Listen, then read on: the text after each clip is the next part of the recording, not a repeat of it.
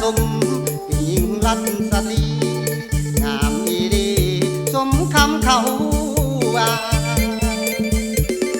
ลาคำแพงแก้มแดงแอวคิวคิวคงหลายคนที่มาลุ่มหลงก่อนสาวบ้านสูงให้คิดสงสารอายอยู่บ้านไกลอย่าให้ใจทรมานจากเมื่อเพื่อมาขอนานขอวอนตาหวานน้องคงเห็นใจสาวผู้ไทยหักหายน้องอย่าได้หวั่นเงินทองและของไม้มันของสิ่งเหล่านั้นมันเป็นของนอกกาย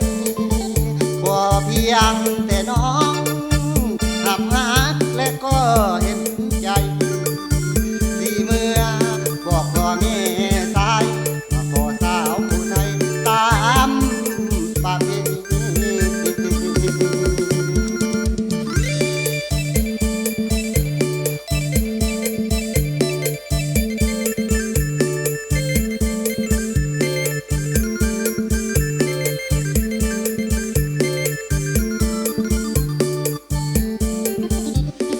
สาวผู้ไทย